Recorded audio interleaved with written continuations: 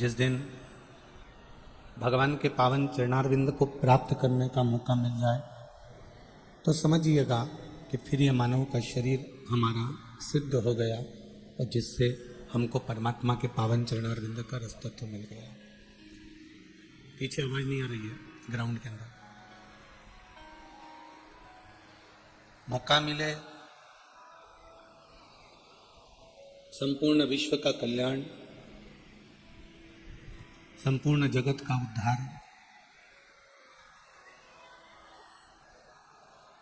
बीच में आवाज नहीं जा रही है, पंडाल में बीच में आवाज नहीं है।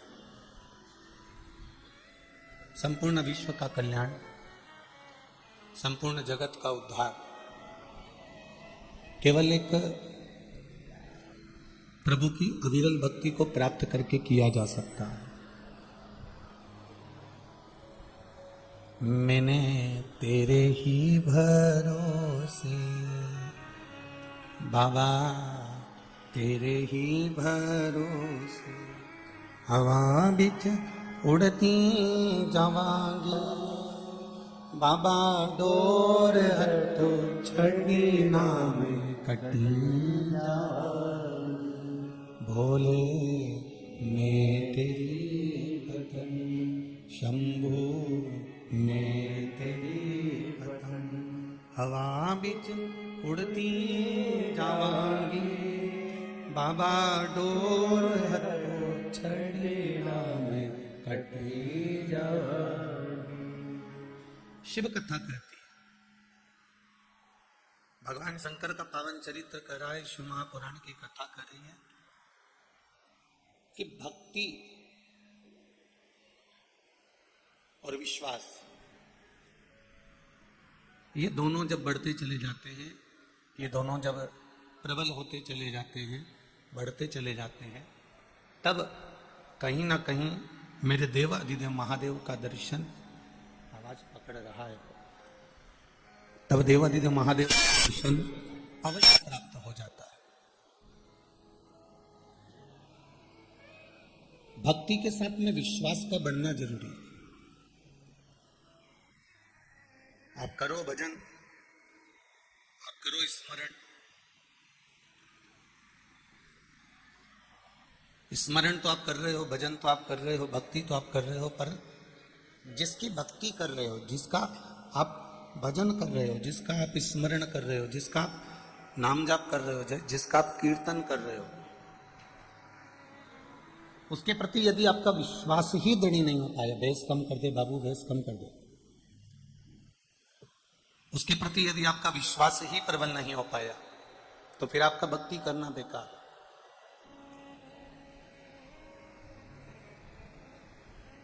आप गए हो मंदिर में,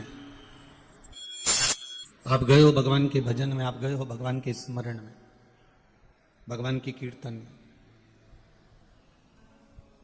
पहुंच तो गए भगवान के पास तक, भगवान के कीर्तन तक, भगवान के मंदिर तक, भगवान के देवालय तक पहुंच गए आप मान, पर वहां पहुंचने के बाद भी आप जिस मूर्त के सामने बैठे हो, देवाधिदेव महादेव के सामने बैठे हो, भगवान की कीर्तन में जाकर बैठे हो, जिसका कीर्तन चल रहा है, जिसका भजन चल रहा है, जिसका मंत्र जाप चल रहा है, जिसका स्मरण चल रहा है, जिसका नाम जाप चल रहा है, पहले विचार करिएगा, क्या हम जिसके कीर्तन में पहुंचे हैं, हम जिसके भजन में पहुंचे हैं, हम जिसके मंत्र जाप में पहुंचे हैं, हम जिसके नाम जाप में पहुंचे हैं, हम जिसके स्मरण में पहुंचे हैं, क्या उसके प्रति हमारी दृढ़ता प्रबल हुई कि नहीं? क्या उसके प्रति हमारा विश्वास प्रबल हुआ कि नहीं हुआ?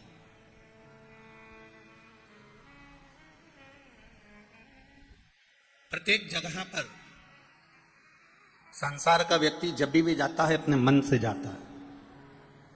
बेटमा में यह पावन शिव महापुराण की कथा चल रही है, ये मंडी प्रांगण में कथा हो रही है। यहां किसी ने आपको जबरदस्ती बुलाया क्या? यहां किसी ने आपको मार ठोक के बुलाया क्या? या आप किसी के यहाँ शादी में गए या किसी के यहाँ विवाह में गए तो वहां कोई ने आपको जबरदस्ती बुलाया क्या? या किसी के यहाँ माता पूजन के बुलगुए में गए, हल्दी के बुलगुए में गए या किसी कार्य में गए तो कोई आपको जबरदस्ती नहीं बुला सकता। प्रत्येक जगह पर मनुष्य जाता है तो अपने मन से जाता।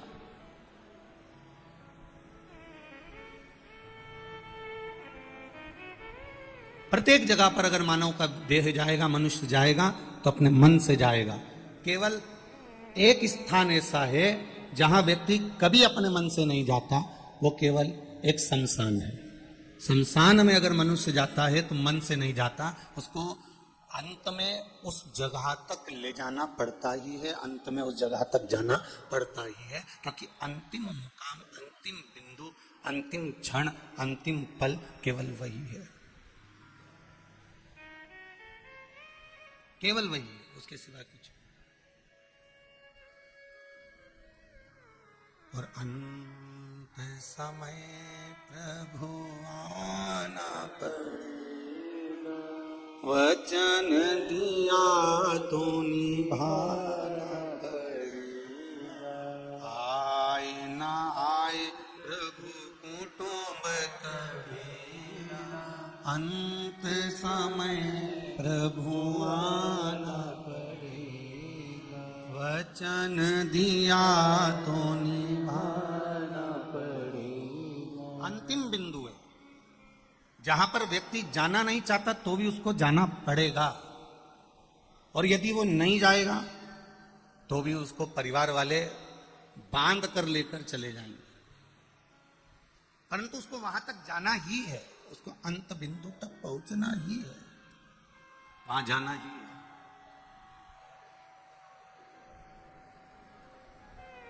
बस इतना सा निवेदन आप सबसे, संपूर्ण बेटमा के जितने निवासी हैं, जितने लोग बाहर से कथा सुनने आए हैं, जितने लोग फेसबुक यूट्यूब पर कथा सुन रहे हैं, जितने लोग आस्था चैनल पर कथा सुन रहे हैं, उन सभी से एक निवेदन है, अंत समय में लोग बांध कर उस शिव के धाम शमशान तक लेकर जाएं। शिव महापुराण की कथा कहती है, जीते जी एक लोटा जल लेकर क्यों ना हम महादेव के पास पहुंच जाएं, जिससे अंत समय में कोई बांध कर न ले जाए। क्यों ना हम उसका भजन करें, क्यों ना हम उसका स्मरण करें, क्यों ना हम उसका मंत्र जाप करें, क्यों ना हम उसका कीर्तन करें।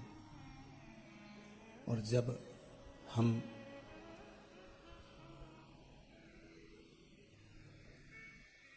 भगवान की भक्ति में ऐसे डूबते चले जाते हैं, ऐसे डूबते चले जाते हैं कि परमात्मा स्वयं हमारे कदम से कदम मिलाकर चलता है। पर दो मुंहा बात करने वाले के साथ परमात्मा कभी कदम से कदम मिलाकर नहीं चलता।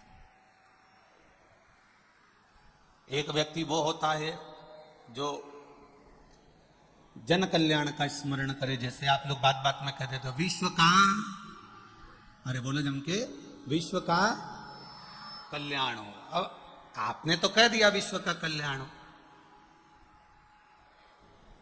पर सबसे पहले वो विश्व का कल्याण कहने की बात जरूर करता है, विश्व का कल्याण कहने की बात को वो ध्यान भी रखता है, पर सबसे पहला कल्याण अगर वो चाहता है तो अपना चाहता है कि पहले कल्याण मेरा हो, फिर बाद में विश्व का।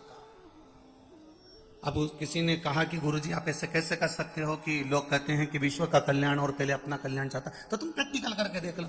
कहीं भंडारा हो रहा,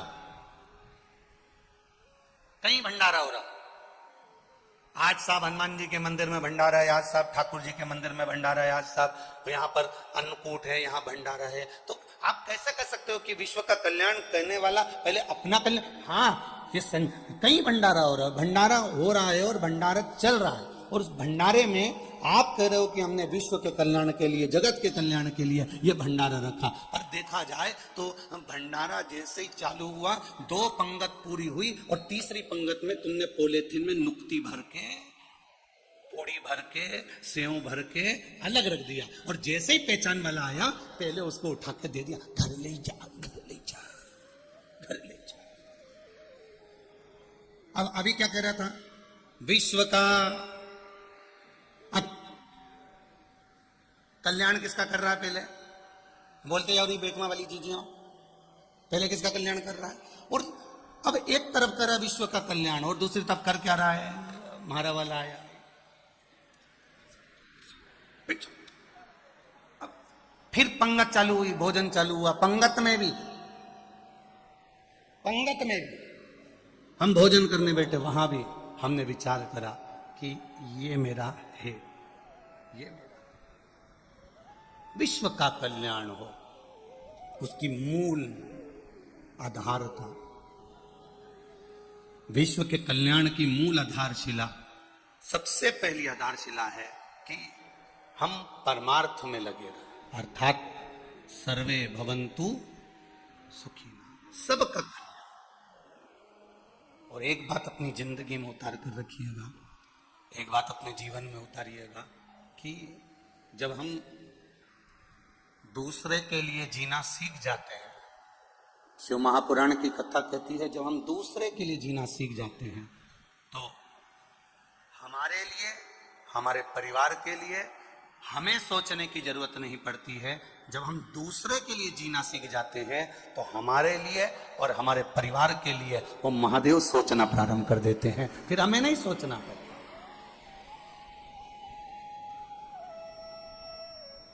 हम एक पूतना जब भगवान कृष्ण को दूध पिलाने के लिए आई, जब भगवान कृष्ण को विष पिलाने के लिए पूतना इतना सुंदर रूप धर के आई, इतना सुंदर रूप धर के आई कि दुनिया के लोग पहचान नहीं पाए कि ये पूतना है। कई लोग तो कह रहे थे बड़ी सुंदर अप्सरा है, बड़ी सुंदर है, बड़ी सुंदर है, बड़ी सुंदर है। चारों तरफ आनंद आनंद समा रहा था।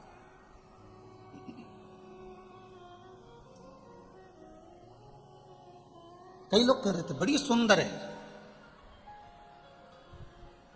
अब पूतना का चित्र सुंदर है, पूतना दिखने में सुंदर है, पर शिव महापुराण की कथा कर रही है कि पूतना का चित्र सुंदर हो सकता है, पर भगवान को विष पिला रही है, छोटे छोटे बच्चों को विष पिला रही है। इसका चित्र सुंदर हो सकता है, पर इसका क्या चरित्र सुंदर होगा क्या? बोलो री बेटवा वाली जी, हो सकता है क्या? नहीं। इसका चित्र सुंदर है पर चरित्र सुंदर नहीं है। पर शास्त्र कहता है कि चित्र पर मत जाना, जाना तो चरित्र पर जाना। जिसका चरित्र सुंदर होगा वो दुनिया का एक आनंद कर जाएगा। चित्र की सुंदरता मूल नहीं है, चित्र की सुंदरता में मूलता नहीं है, चित्र की सुंदरता में वो आनंद की अनुभूति नहीं है।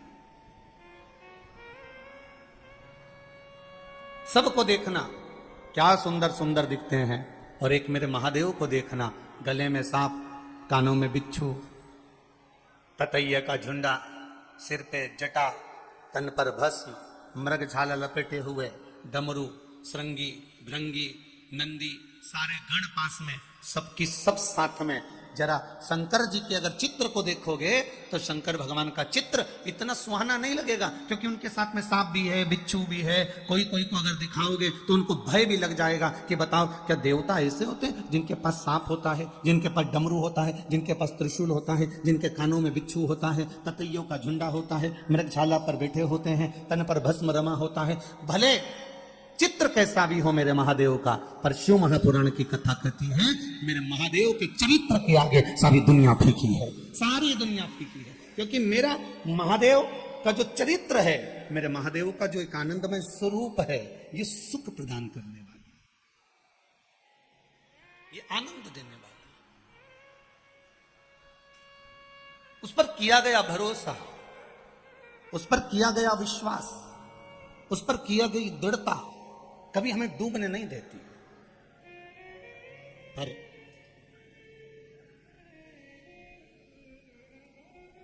भगवान इशारा करते हैं और हम समझ नहीं पाते। भगवान ने इशारा करा, हमने नहीं समझा। देपालपुर में कथा हुई, देपालपुर कथा होने के बाद में यहां बेटमा में कथा हुई। अब भगवान इशारा करते, एक पत्र आया है, इस पत्र में देखिए उन्होंने लिखा है, नाश्ते की प्लेट है और पीछे पत्र है, ठीक है।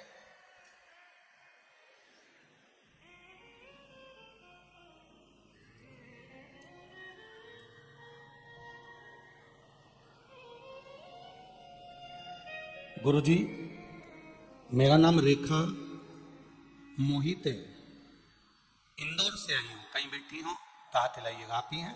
दोनों हाथ ऐसे हिला दो एक बार। श्री शिवाय नमस्तोभ्यम। एक बार वापिस हाथ हिलाइए, दोनों हाथ हिला दो एक बार। मेरा नाम रेखा मोहित है, इंदौर से आई हूँ। हम इंदौर की आपकी कथा में आए थे, तब मेरी बहन की बहू भी मेरे साथ आती थी। उसकी संतान नहीं थी, उसका गर्भ नहीं ठहर रहा था, बहुत परेशान हो गए थे। तो मैंने उससे कहा था कि तू चल, शिव महापुराण की कथा में एक बार बैठकर कथा सुनते हैं। गुरुजी कहते हैं कि पंडाल में बैठकर कथा सुनने वाले जो दिल से मांगते हैं उसको बाबा वो देता ही है। 3 महीने की भी देरी नहीं करता, बाबा प्रदान करता है। मैं अपनी बहन की बहू को कथा सुनाने के लिए इंदौर के पंडाल में ले जाकर बिठाती थी। बहुत भीड़ थी, हम लोग जहां जगह मिल जाती वहां बैठ जाते, कथा सुन लेते।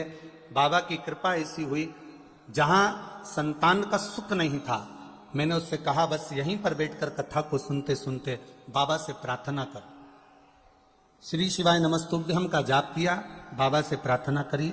आज हम बाबा को प्रणाम करने आए हैं, क्योंकि हमने बाबा से कहा था कि अगर इसका गर्भ ठहर जाएगा तो जहां भी कथा होगी पास में वहां प्रणाम करने जाएंगे। मेरी बहन की बहू का गर्भ ठहर गया, इसलिए हम यहां प्रणाम करने आए हैं। ये शिव तत्व। बैठिए बहन। हर हर महादेव। शिव तत्व इसी को कहते हैं।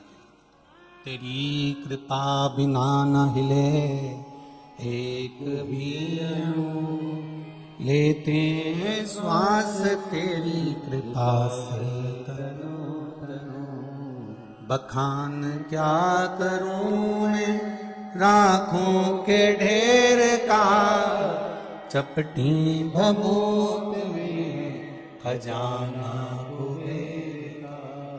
हे गंगधार मुक्ति द्वार ओंकार तू, भोले ओंकार तू। आयो शरण तिहारी शंभो तार तार तू।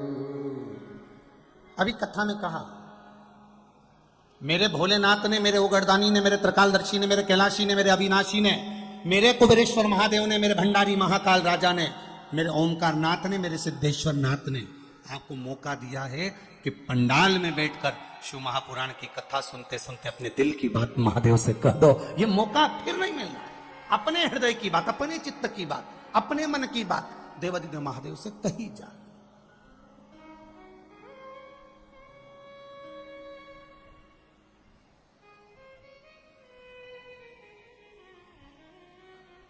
आप बैठे हो कथा सुनने के लिए, कोई बाजू में से निकल कर जाएगा, कोई इधर से निकल कर जाएगा, कोई उधर से निकल जाएगा, कोई आपका मन भटकाएगा। पर यदि आपकी चित्तवृत्ति शिव महापुराण में रमी हुई है, आप कंकर शंकर को अपना मानकर अगर विराजमान हुए हो और दिल से कथा सुन रहे हो, तो मेरे बाबा भी आपकी झोली खाली नहीं रखेगा, दिल से भरकर भेजेगा। ये निश्चित है। सुनो इसको। इशारा करता है मेरा महादेव। एक संत, एक साधु, एक सन्यासी, एक तपस्वी गांव में रहते थे, भजन में डूबे रहते थे, भक्ति में डूबे रहते थे, डूबे हुए हैं वो। एक साधु, एक सन्यासी, एक तपस्वी, एक साधक, एक उपासक भजन में डूबा हुआ है, डूबा हुआ। गांव में पानी बढ़ने लगा, चारों तरफ गांव में पानी पानी हो रहा है। सब गांव छोड़कर ऊंची बस्ती की ओर जाने लगे।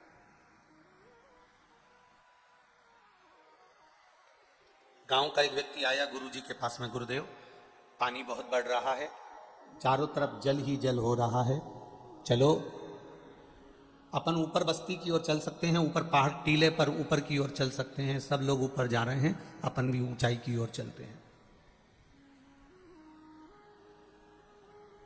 गुरुजी ने कहा नहीं, मैंने इतने समय तक भगवान शंकर की भक्ति करी है, मैंने इतने समय तक शिव भक्ति करी है, मुझे लेने आएगा तो मेरा महादेव आएगा, नहीं जाऊंगा तो नहीं जाऊंगा। बैठा थोड़ी देर बाद पानी बढ़ते बढ़ते बढ़ते बढ़ते संत की कमर तक आ गया। एक नाव वाला निकल कर जा रहा था। नाव वाले ने नाव उसके पास में ली और पास में लेकर कहा, बाबा जी पानी बहुत बढ़ रहा है, तुम्हारी कमर तक आ गया, चलो मैं ऊपर बस्ती तक तुम्हें छोड़ सकता हूं। नहीं, मैं नहीं जाऊंगा, मुझे लेने तो महादेव आएगा। नाव वाला चले गया। थोड़ी देर बाद पानी उसके गले तक आ गया तो वो उठकर पेड़ के ऊपर चढ़ गया, वृक्ष के ऊपर। वृक्ष पर उसने बैठकर वहां पर भी भगवान का भजन करने लगा। इतने में ऊपर से एक हेलीकॉप्टर वाला निकला, उसने रस्सी नीचे फेंकी और रस्सी नीचे फेंक कर नीचे आया, आकर बोला, भैया चलो, पानी पानी हो रहा है, पूरा इलाका डूब रहा है, चारों तरफ पानी हो रहा है, चलो हम तुम्हें लेने आए। उसने कहा नहीं, मुझे लेने तो महादेव आए। नहीं गया। आखिरी में पेड़ पानी में टूट के गिर गया, बह गया, ये मर गया। अब मरने के बाद सीधे वहीं गया ऊपर, और जब ऊपर गया तो वहां जाकर चित्रगुप्त महाराज से, धर्मराज से युद्ध लड़ने लगा। चित्रगुप्त महाराज और धर्मराज से विवाद करने लगा, लड़ने लगा। मैंने आप पर इतना भरोसा करा महादेव, और आप मुझे लेने के लिए नहीं आए। शंकर भगवान मुस्कुरा के बोले, 3 बार आया था। एक बार आया तो कहा यह पानी बढ़ रहा है, चल ऊपर चल। दूसरी बार नाव लेकर आया कि बैठ जा नाव में, चल। और तीसरी बार नहीं बना तो हेलीकॉप्टर से लटका के आया और कहने आया कि चल, अब तू ही नहीं जाए तो मैं क्या करूं। तो शंकर भगवान ने जैसे ही कहा तो ये संत बोला कि वो तुम ही थे। भोलेनाथ जी बोले, मैं अपने असली स्वरूप में कभी नहीं आता, किसी ना किसी रूप में मैं तेरे पास पहुंच जाता। मैं इशारा करता हूं, मैं तुझको इशारा करता हूं, मैं तुझे बुलाने का प्रयास करता हूं, मैं तुझे किसी ना किसी रूप में पुकारने का प्रयास करता हूं। आज अगर ये कथा हो रही है, श्री विशाल जगदीश जी पटेल परिवार अगर इस कथा को करा रहा है, तो आप तो ये समझो ना कि शंकर भगवान को इशारा करना था, शिवजी को बेटमा वालों पर कृपा करना थी, इसलिए महादेव ने ये कथा यहां बेटमा में करा दी।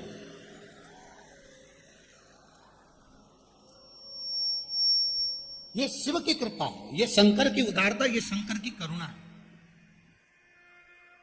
ये शिव कृपा बिना मिलती ही नहीं। वो इशारा करता है, हम समझ लें तो ठीक है, ना समझे तो गए। वो बुलाता है, जाला दे देकर बुलाता है कि आओ आओ, बैठो, सत्संग करो, भजन करो, कीर्तन करो। 84 लाख योनियां काटने के बाद यह मनुष्य की देह मिली है। 84 लाख योनियां काटने के बाद यह मानव का शरीर मिला है। 84 लाख योनियां काटने के बाद यह मनुष्य की देह प्राप्त हुई है। इस मानव की देह को पहचान लो, इस मानव की देह को जान लो। जिसने इस मानव की देह को जान लिया उसका जीवन सार्थक हो गया। उसको पहचानो।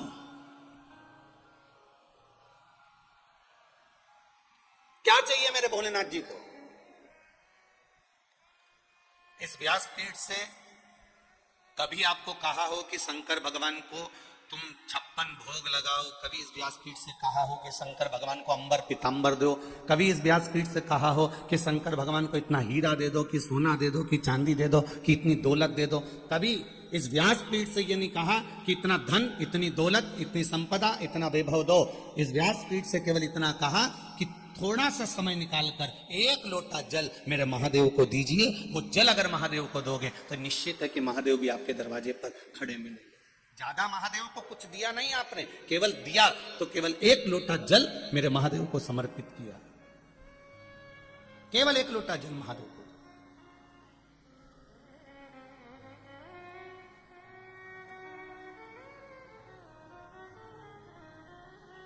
क्या मांगा मेरे महादेव ने? कुछ नहीं। उसको तुमसे कुछ चाहिए भी नहीं। और इतने चतुर हो आप, 1 लोटा जल महादेव को देते हो और 1 लोटे से ज्यादा तो तुम मांग कर ले आते हो। केवल 1 लोटा देकर आते हो और उसमें से भी तुम ना जाने कितना कितना मांग कर, बाबा ऐसा कर देना, बाबा वैसा कर देना, बाबा ऐसा कर देना, तो भी कई कई लोग तो हमसे भी कहते हैं कि हमारे हमारे हमारे उस मार्ग में तो लोग कहते हैं कि भगवान से कुछ मांगना नहीं चाहिए।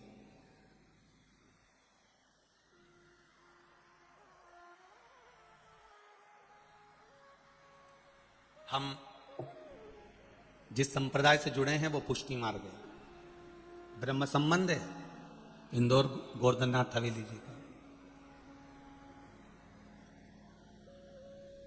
हमारे पुष्टि मार्ग में यहां तक कहा जाता है कि ठाकुर जी से कुछ नहीं मांगना, ठाकुर जी को देना पर मांगना नहीं। पर शिव महापुराण की कथा कहती है कि भगवान जिसको आप पूज रहे हो, जिसका आप भजन कर रहे हो, जिसका आप स्मरण कर रहे हो, जिसका आप कीर्तन कर रहे हो, जिसका आप मंत्र जाप कर रहे हो, शिव महापुराण थोड़ी सी विपरीतता कहती है कि उसके पास जाओ तो अपने दिल की बात कहो।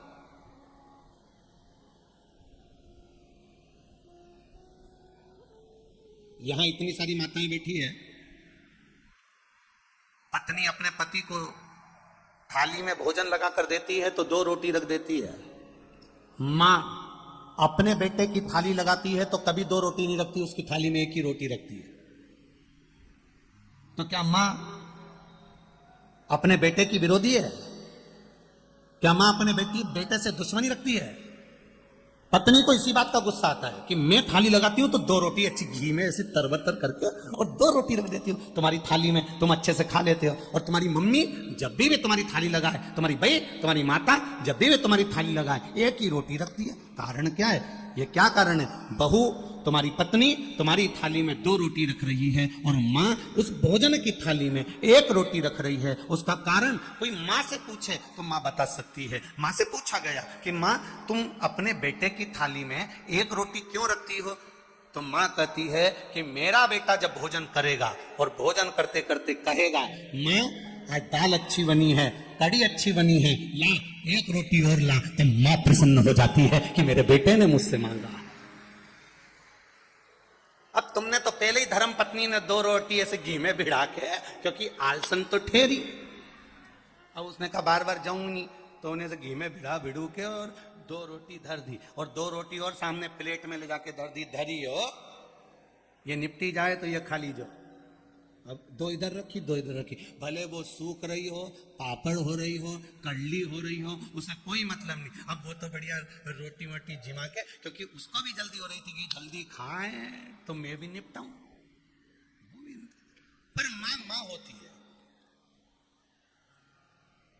1 रोटी मां ने बनाकर थाली में दी, इंतजार करती है, बहुत धीरे धीरे रोटी बनाती है मां, बहुत धीरे, बनाने को गैस पे जल्दी बन जा, पर बनाएगी नहीं, बहुत धीरे से आवाज लगाएगा छोरा, मम्मी मां भाई ला जरा 1 रोटी और ला, आज तो बेसन क्या जोरदार बने आया, आज तो कड्डी क्या जोरदार बनी, ला 1 रोटी और ला। फिर मां 1 रोटी देगी, 1 रोटी मां ने दी, इसके बाद खाता खाता फिर मां ने कहा बेसन अच्छा बना छोरा, हाँ ले और दे दो। उन्हें जान करके बेसन 2 चम्मच डाला कि फिर वापिस 1 रोटी मांगेगा। बेसन की मात्रा बढ़ा दी, दाल की मात्रा बढ़ा दी, कड़ी की मात्रा बढ़ा दी, 2 चम्मच डाल दिया। फिर छोरा ने देखा मां थोड़ा बेसन ज्यादा गिरी गया है, एक काम कर 1 रोटी और ला दे, और मां से फिर रोटी मांगी, मां फिर रोटी ला के दी। उसी तरह जैसे बेटा अपनी मां से बार बार रोटी मांगता है, उसी तरह भक्त भोलेनाथ से बार बार कुछ मांगता है। ये मेरा शंभु है, ये मेरा त्रिकालदर्शी, ये मेरा शिव है।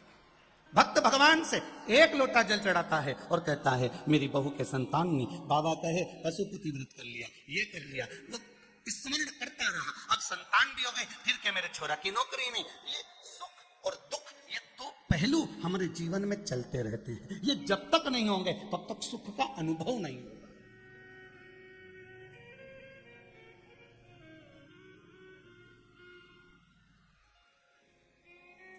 इशारा करता है वो, बुलाता है वो, आता है वो, पर उसमें समझ आपकी चाहिए, ज्ञान आपका चाहिए। आए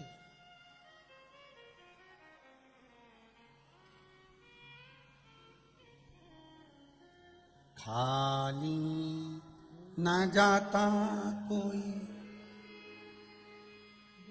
से तुम्हारे, खाली न जाता कोई दर से तुम्हारे में भी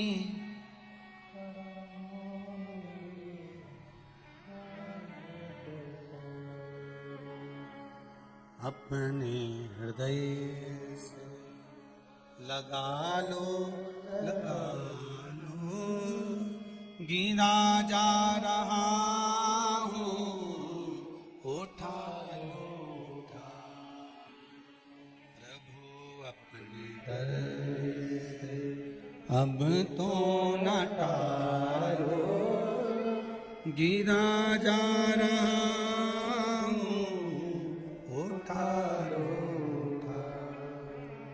भगवान से प्रार्थना करो, दिल से करो, आराधना करो, निवेदन करो। जब उससे कहोगे, दिल से कहोगे, वो दिल से सुनेगा। हृदय से कहोगे, वो हृदय से सुनेगा।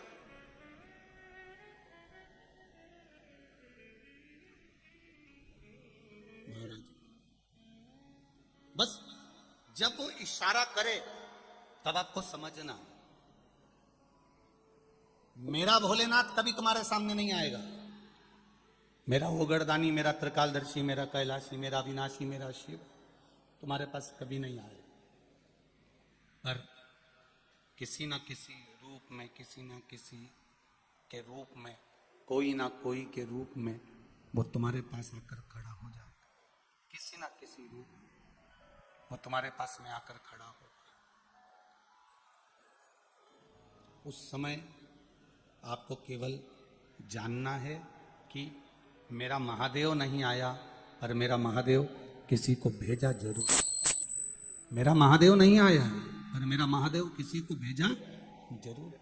उस समय हमको पहचान, उस समय हमको जान।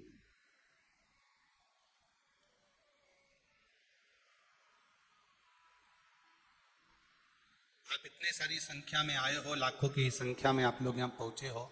आपके स्मरण में होगा, घर पर 10 मिनट बैठकर देखना और 10 मिनट किसी शिवालय में जहां शंकर का शिवलिंग हो, जहां शिव जी की आराधना होती हो, जहां शंकर भगवान विराजमान हो, वहां उस शिवालय में 10 मिनट बैठकर देखना।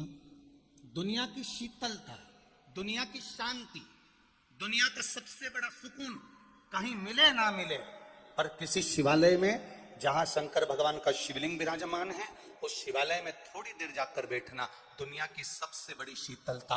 ना वहां पंखा चलेगा, ना वहां कूलर चलेगा, ना वहां एसी चलेगा, ना वहां कुछ भी होगा, पर इतनी ठंडकता होगी, इतनी शीतलता, इतना आनंदता होगी कि आपको लगेगा कि यहां मेरा महादेव विराजमान है। स्वयं कैलाश पर्वत यहां पर विराजमान,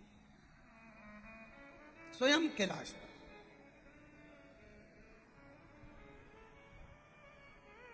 शिव कथा कह रही है।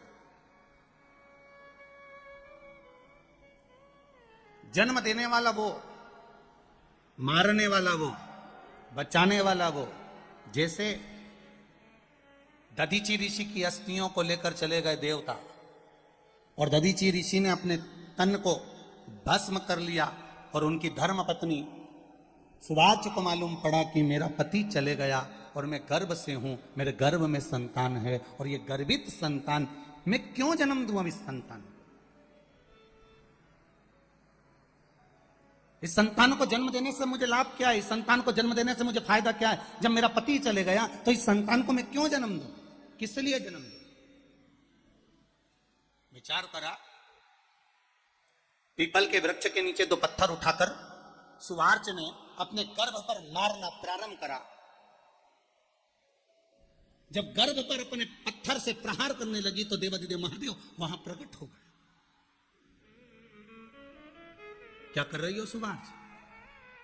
क्या कर रही हो? अपने गर्भ को समाप्त कर रही हो। सुवार्च कहती है कि मेरा पति चले गया, पति गया, अब मैं इस गर्भ को रखकर करूंगी भी क्या, क्योंकि पति ही नहीं है। पति नहीं तो इस गर्भ का मैं क्या करूंगी? मेरी संतान का मैं क्या करूंगी? सुवार्च, ये अच्छी बात नहीं, ये श्रेष्ठता नहीं है। गर्भित नारी के गर्भ में जो बच्चा है उसको पूर्ण तरह से जन्म देना एक नारी का कर्तव्य है। मेरा पति चले गया तो मैं क्या करूंगी जन्म देकर। सुवार्च ने शंकर भगवान के सामने फिर पत्थर उठाया, उठाकर फिर मारने लगी। शिव जी ने कहा रुक सुवार्च, ये क्या कर रही है तू? तेरा पति अगर गया है तो जन कल्याण के लिए, जनमानस के कल्याण के लिए गया है, देवताओं के उद्धार के लिए गया है, तो चिंता मत कर। तेरे गर्भ से जो बच्चा जन्म लेगा वो बच्चा कोई साधारण नहीं होगा। स्वयं शिव का एक अंश तेरे गर्भ से जन्म लेगा और उसका नाम पिपलाद होगा।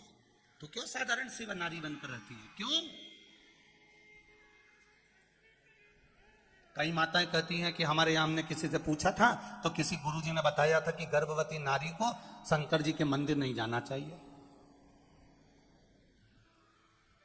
फिर कोई माता जी ने लिखकर भेजा कि कोई हमने किसी के मुंह से सुना था कि जिसका गर्भ ठेर जाता है गर्भवती नारी को शंकर जी के मंदिर नहीं जाना चाहिए, शिव जी पे जल नहीं चढ़ाना चाहिए, शंकर जी की पूजन नहीं करना चाहिए, शिवलिंग का स्पर्श नहीं करना चाहिए।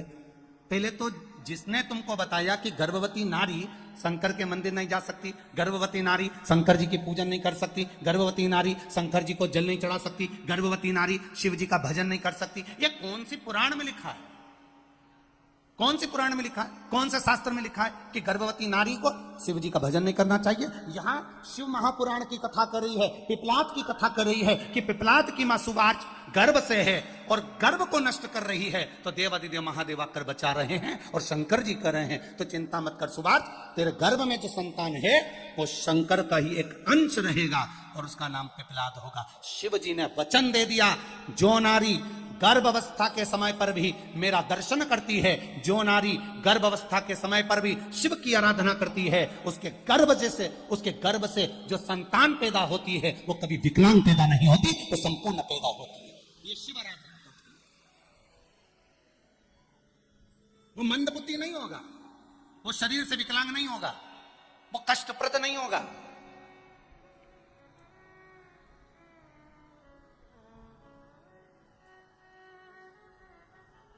एक पत्र आया, देखिए। अभी ज्यादा पत्र तो पढ़े नहीं, सब यहां रखे हैं, पर जो पढ़े हैं उसका सुनिए।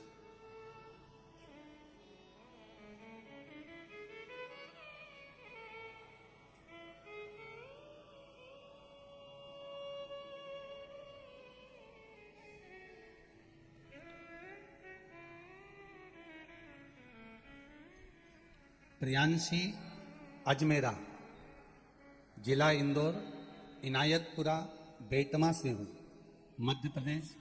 मेरा 15 साल उम्र है।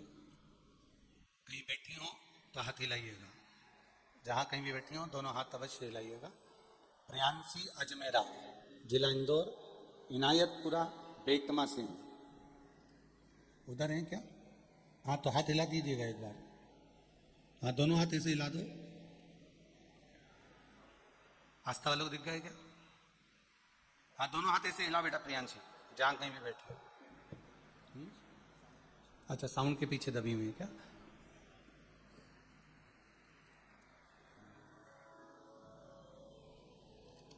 दिखे? प्रियांशी दोनों हाथ ऐसे हिला दो बाबू। श्री शिवाय नमस्तुभ्यम।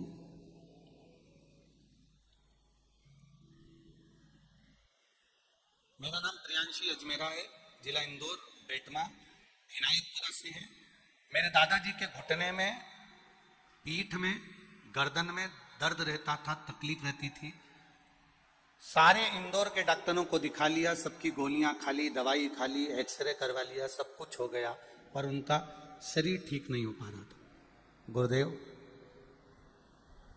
दूसरे गांव में भी जाकर, दूसरे शहर में भी जाकर दिखाया, पर कोई आराम नहीं लगा, दिक्कत आती ही रही।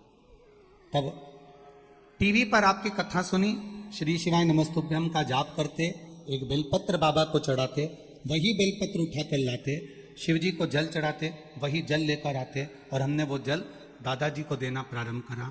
आज बाबा की कृपा ऐसी है गुरुदेव कि दादाजी को एक गोली भी नहीं खाना पड़ रही है और मेरे दादा पूर्ण तरह से अच्छे से चल सकते हैं और अच्छे से रह सकते हैं। ये शिव तत्व है, यो घड़ी श्री शिवाय नमस्तुभ्यम, ये तत्व है आपका।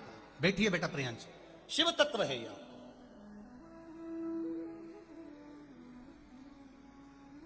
कहने वाले कह दिए शंकर जी के मंदिर में गर्भवती नारी ना जाए, कहने वालों ने कह दिया गर्भवती नारी को शंकर जी को जल नहीं चढ़ाना चाहिए, कोई ने कह दिया गर्भवती नारी को शिव जी का स्पर्श नहीं करना चाहिए, कोई ने कह दिया गर्भवती नारी को भगवान शंकर को जल ना चढ़ाना चाहिए, पूजन नहीं करना चाहिए। कौन सी पुराण, कौन सा शास्त्र, कौन सा वेद, कौन सा शास्त्र हमें वर्णन कर रहा है कि शिव जी को जल ना चढ़ाए? शिव महापुराण की कथा कहती है गर्भवती नारी जब देवादिदेव महादेव की भक्ति में डूबी रहती है, गर्भवती नारी जब भगवान शंकर की भक्ति में डूबी रहती है, तो शिव तत्व कह रहा है, पिपलाद की कथा कर रही है, जब सुवार्च के गर्भ को भगवान बचा लेते हैं तो शिव जी कहते हैं जो गर्भवती नारी मेरा स्मरण करती है, भजन करती है, कीर्तन करती है, मंत्र जाप करती है, नाम जाप करती है, स्मरण करती है, शिव महापुराण की कथा कहती है उसके गर्भ में रहने वाली संतान की रक्षा देवादिदेव महादेव स्वयं गर्भ में पहुंचकर करते हैं। उसकी रक्षा का मूल शिव है।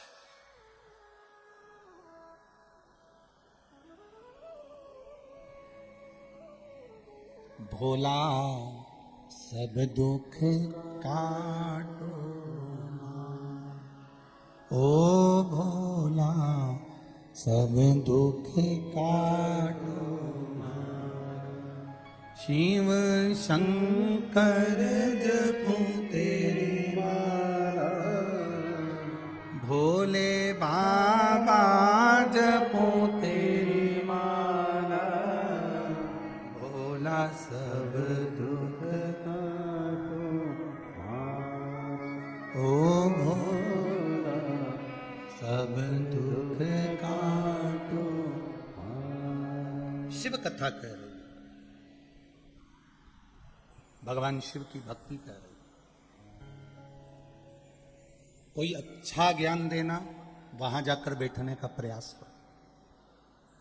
जो तुम्हें भगवान के मार्ग से दूर कर दे उसके पास जाने का कभी प्रयास मत करो।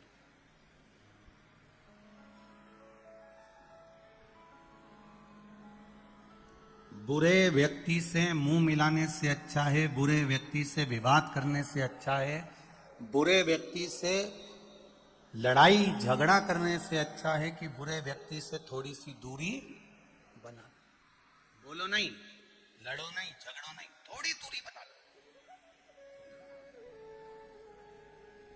रावण ने विभीषण को लात मारी, रावण ने विभीषण को लात मार दी। अब विभीषण भाई सका चाहता तो लड़ने बैठ जाता कि लंका का राज्य तेरा है तो मेरा भी है, आधी प्रॉपर्टी तेरी है तो आधी प्रॉपर्टी मेरी है।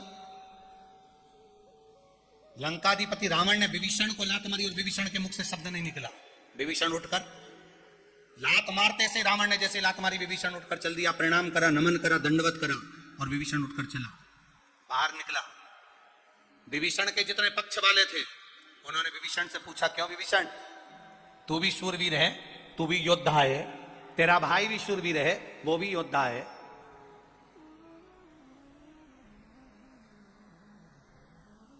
फिर तुझ में और उसमें अंतर क्या है?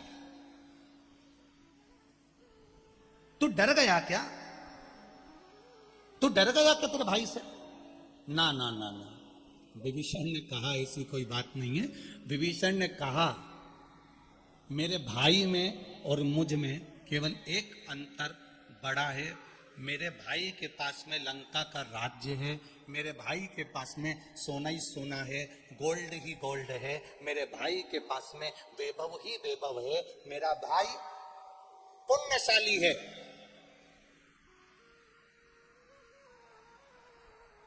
मेरा भाई पुण्यशाली है, उसके पास में वैभव है, सत्ता है, धन है, दौलत है, संपदा है, सब कुछ है। मेरा भाई पुण्यात्मा है, तो तुझ में और उसमें क्या अंतर है?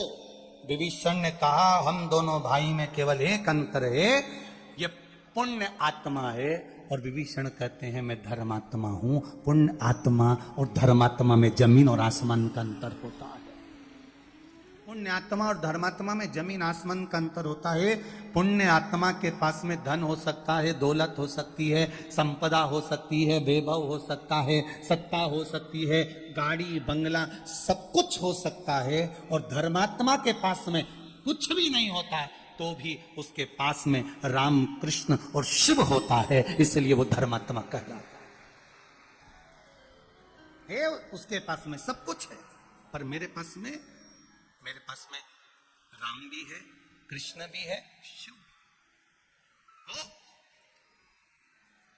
लात मारने वाले ने लात मार दी, विभीषण तुमने झगड़ा क्यों नहीं करा, विभीषण तुमको जवाब तो देना था, विभीषण तुमको अपशब्द तो कहना था। दुनिया के लोगों ने, उस लंकाधिपति रावण ने तुम्हारे ऊपर उंगली उठाई, उस लंकाधिपति रावण ने तुम्हें लात मार दी, उस लंकाधिपति रावण ने तुमको अपशब्द कह दिया, उस लंकाधिपति रावण ने तुमको आड़ा टेढ़ा कह दिया। विभीषण तुमने पलट कर जवाब क्यों नहीं दिया, और जवाब ना देकर तुम उठकर चल दिए। विभीषण कहते हैं मेरे गुरु कहते थे, मेरे माता पिता कहते थे कि कोई बुरा है, उस बुरे व्यक्ति से झगड़ा करने से अच्छा है, बुरे व्यक्ति को गाली देने से अच्छा है, बुरे व्यक्ति को अपशब्द कहने से अच्छा है, उससे मुंह मिलाने से अच्छा है कि आप उससे धीरे धीरे कर कर थोड़ी थोड़ी दूरी बना लीजिए, क्योंकि बुरा व्यक्ति से झगड़ा हो भी जाएगा तो फिर वापिस अपन उससे मिल जाएंगे, उसकी संगत का असर होगा, हम भी बुरे होते चले जाएंगे। और अगर उससे हमने धीरे धीरे दूरी बना ली, थोड़ी दूरी हमने बना ली, तो हम उसके करीब नहीं जाएंगे और बुरे व्यक्ति की संगत हमको नहीं मिलेगी तो हम सुधर जाएंगे। संगत का एक असर बुरा भारी पड़ता है। राजा चंद्रसेन,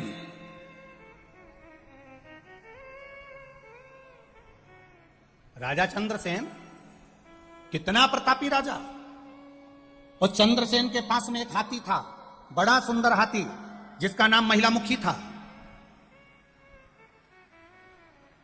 इतना सुंदर हाथी, इतना प्रबल हाथी, हर युद्ध में वो जीतता था, उसका नाम महिलामुखी था। चंद्रसेन उस हाथी पर अपना हृदय रखता था। सारे जितने नगर के लोग थे उस हाथी को बड़ा मानते थे। उस हाथी के प्रति सबका प्रेम था। वह हाथी बड़ा सीधा, सरल, सहज था। अब एक बार कोई चोरी करने वाले 4-5 चोर आ गए अपनी पूरी टीम को लेकर, और जहां हाथी का अस्तबल था, जहां हाथी बनता था, उस हाथी के बंधने वाली जगह के पास में उन्होंने अपना डेरा लगा लिया। डेरा लगाया, चोरों ने रोज रात्रि को चोरी का धन लेकर आते, आपस में बात करते, मदिरा का पान करते, झगड़ा करते, गालियां देते, अपशब्द कहते, मारने ठोकने की बात करते, मारने काटने की बात करते। धीरे धीरे वो शब्द हाथी के कानों में जाने लगा, हाथी के कानों में वो शब्द जाने लगा।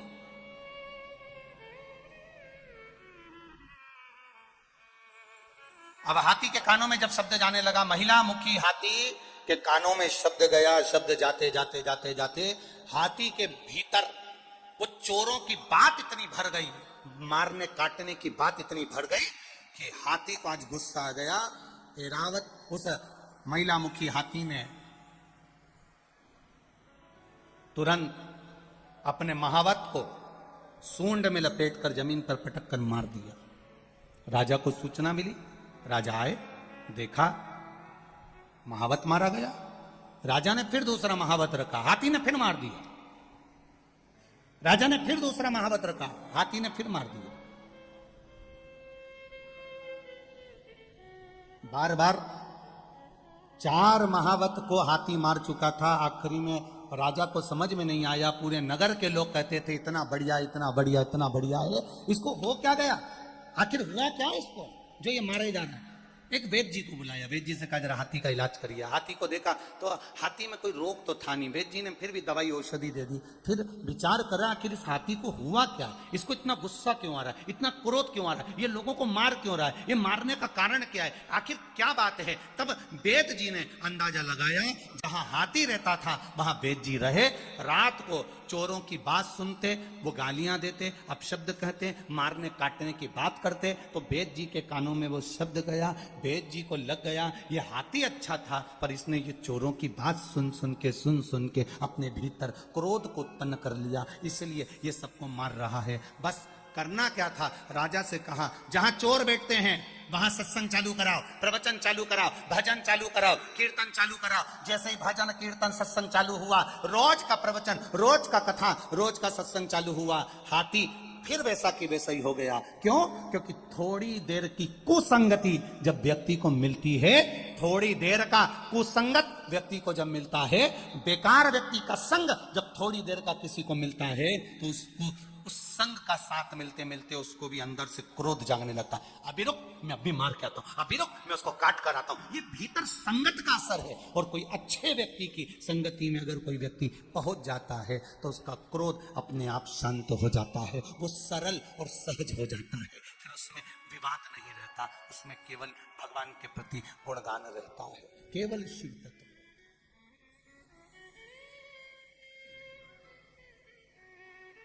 अब आप जितने भी लोग बैठे हैं ना, जरा अंदाजा लगाना, शिव महापुराण की कथा जब से टीवी पर आ रही है, 3-4 साल से आप लोग देख रहे होंगे। बोलो तो जी जी सही है कि गलत है? जब से देख रही हो तब से नल के ऊपर कोई को पानी की बाल्टी के लिए झगड़ा करते देखा? अरे बोलो तो जम के बोलो, नहीं देखा। इसके बाद अब ये शिव पुराण नहीं आ रही थी, उसके पहले का चरित्र निकालो, 2 मिनट में बोलता चला, तुरंत तैयार। वल्लभ कुल की बलिहारी जब देखो जब तैयारी, तुरंत तैयार। इसके पहले जब से शिव पुराण सुनना चालू करी, उसके पहले का समय निकालो, जरा सा पानी झाड़ू लगाते लगाते कचरा हमारी बाउंड्री में आ गया और झगड़ा करने, बोलते जरा रुक जा, अभी बताऊं तेरे को, तुरंत तैयार, तुरंत। वो कचरे की बाल्टी लेने उसके यहाँ फेंकी आई, उसके यहाँ की बाल्टी उसके यहाँ फेंकी आई, उसके यहाँ का गोबर उठा के वहां पटकी आई, वहां का गोबर उठा के वहां पटकी आई। 24 घंटे एक जैसी भगोना का मुंह जैसा लेके घूमे, भगोने का। अब जब से कथा चालू हुई तब से अंदाजा लगाकर देखो, अड़ोसन पड़ोसन परिवार कुटुंब में कहीं विवाद होते देखा तुम लोगों ने? अरे बोलो जम के बोलो जरा, देखा क्या? नहीं। अब क्या होता है, पड़ोसन एक लोटा मंदिर जल लेकर जा रही है, इतनी देर में इसने भी कह दिया अरे अरे अभी, और ये भी लोटा भर के लिए, और दोनों मंदिर में जाके शंकर जी के मंदिर में ऐसी बैठी कि शंकर जी हमारा और हम शंकर जी के, बाकी की हाथ लगा के बता दे। अब भोलेनाथ हमारे, अब जब तक इसकी पूरी पूजन नहीं हो जाए, जब तक शंकर जी को ये पूरी तरह से नहीं रिझा ले, पूरा नहला धोला नहीं दे अच्छे से, फिर वहीं पे बैठी बैठी भजन भी गा ले, तांबा का हंडा तातो धरो पानी, नीनाए भोला नीला के रहूंगी। शंकर जी भी तुरंत बोल दे, मत तपा तू तो नीला तुरंत। भजन में मन लग गया, कथा में मन लग गया, ये चित्तवृत्ति तुम्हारी सत्संग में डूबने लगी, ये मन तुम्हारा सत्संग में डूबने लगा, ये चित्तवृत्ति तुम्हारी मंदिर में जाने लगा, मन मंदिर में जाने लगा, विवाद दूर होने लगा, क्योंकि सत्संग का असर पड़ गया, भजन का असर पड़ गया, कीर्तन का असर पड़ गया, इसलिए तुम गुनगुनाने लगे।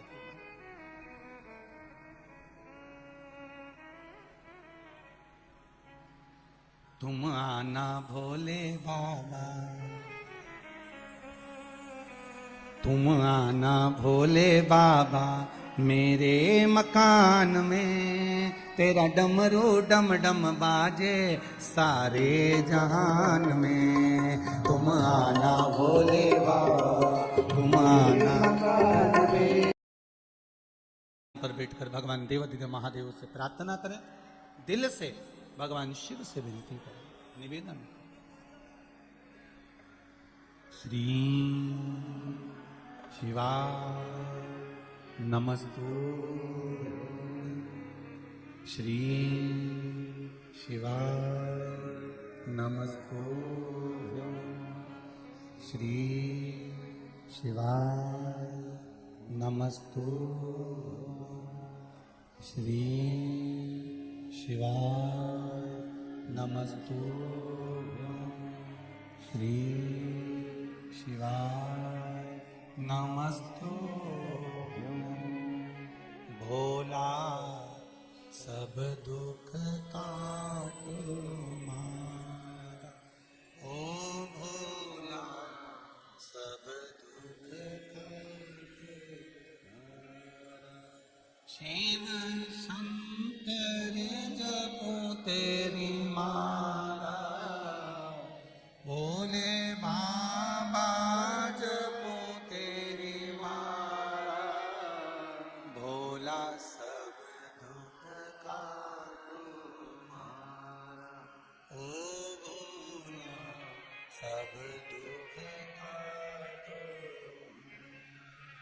वेश है मंगल मंगलकारी,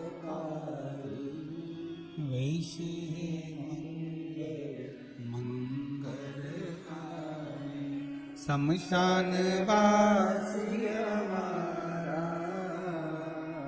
शमशान वासी हमारा, भोला सब दुख काटो मारा, ओ भोला सब दुख काटो मारा। शिव कथा कह रही है। सुवार्चा के बेटे को भगवान देवाधिदेव महादेव ने जीवित रखा। फिर निवेदन है, पेट उसने दिया है तो भरने की जवाबदारी भी, जम के बोलो जरा, उसकी है। जन्म उसने दिया है तो भरण पोषण की जवाबदारी भी उसकी है। बस इतना स्मरण अपनी जिंदगी में रखना, जैसे पशुओं को घास प्रिय होता है, मनुष्य को भोजन प्रिय होता है, मेरे महादेव को तुम्हारे द्वारा चढ़ा हुआ एक लोटा जल प्रिय होता है। ये मेरे महादेव की प्रिय। और उस जल में छल नहीं होना चाहिए, उसमें दिखावा नहीं होना चाहिए, उसमें प्रेम होना चाहिए, करुणा भाव होना चाहिए। निर्मल मन सो मोहि पावा, मोहि छल छिद्र कपट, केवल निर्मल भाव। गर्भ से संतान हुई, वो संतान सुवार्चा ने पूछा भोलेनाथ जी से, ये मेरा 9 महीने का गर्भ नहीं है। 9 महीने की अगर संतान हो जाती तो मैं मान लेता, पर ये 9 महीने का गर्भ नहीं है, ये 9 महीने की संतान नहीं है, ये तो कुछ महीने का। अब ये कुछ महीने का बच्चा, इसको मैं जन्म दे भी दूंगी तो ये तो मरा हुआ ही है। ये कुछ महीने का बच्चा तो मरा हुआ है। 4 महीने का, 5 महीने का बच्चा, 6 महीने का बच्चा अगर कोई जन्म दे नारी, तो वो तो मरे के समान है। ये 6-7 महीने का बच्चा, ये तो मरे के तुल्य। शंकर भगवान ने कहा, सुवार्चा तेरा काम है जन्म देना, तो इस बच्चे को जन्म दे दे, पोषण करना मेरा काम है, तो चिंता मत कर। सुवार्चा ने उस बच्चे को जन्म देकर पीपल के पेड़ में एक कोटर थी, उस कोटर में उस बच्चे को डाल दिया। पीपल के पेड़ की कोटर में उस बच्चे को डाल दिया।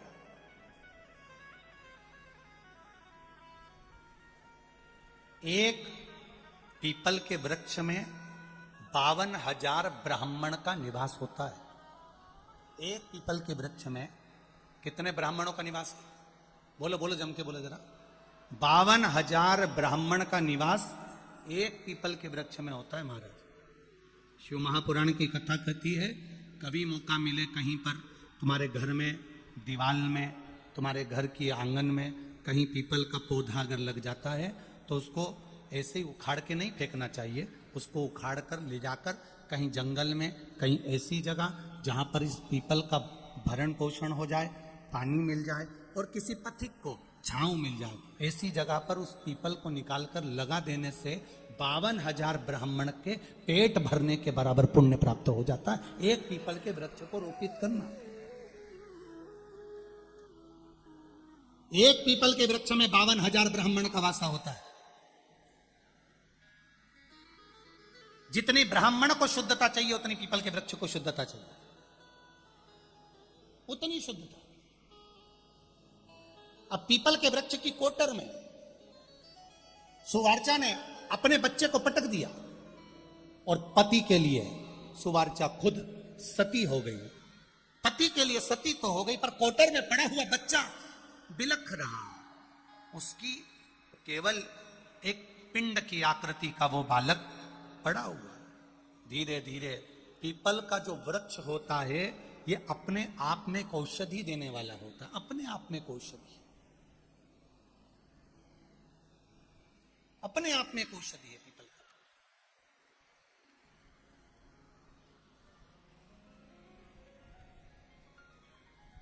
कई लोगों को बड़ा आश्चर्य होता है, सीहोर वाले गुरुजी